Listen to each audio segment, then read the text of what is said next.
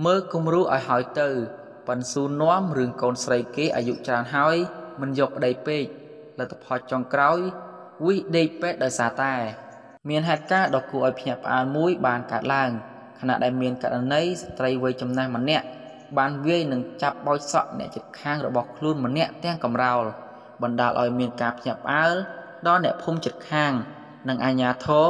ក្រោយពីអ្នកជិតខាងតែងតែបានសួរដដែលថាកូនស្រីរបស់គាត់អាយុជាង30ឆ្នាំហើយនៅតែមិនទាន់មានប្តីទៀតករណីដ៏គួរឲ្យភ្ញាក់ផ្អើលមួយនេះបានកើតឡើងនៅទីក្រុងឆាងសានៃខេត្តហ៊ូណានភាគខាងត្បូងប្រទេសចិនកាលពីអំឡុងចុងខែថ្មីនេះយោងតាមប្រភពព័ត៌មាននៅកន្លែងកើតហេតុបានឲ្យដឹងថាមុនពេលកើតហេតុគេបានឃើញស្ត្រីដែលជាជនដៃដល់បានធ្វើសកម្មភាពវាយតប់គ្នាជាមួយនឹងអ្នកជិតខាងរបស់ខ្លួនក្រោយឃើញបែបនេះ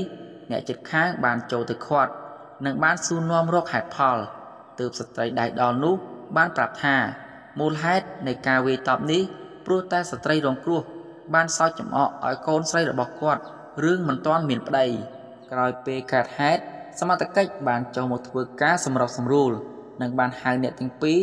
ទៅប៉ុស្តិ៍ប៉ូលីសដើម្បីធ្វើកិច្ចសន្យាដើម្បីបញ្ឈប់សកម្មភាពបែបនេះតទៅទៀតផងដែរ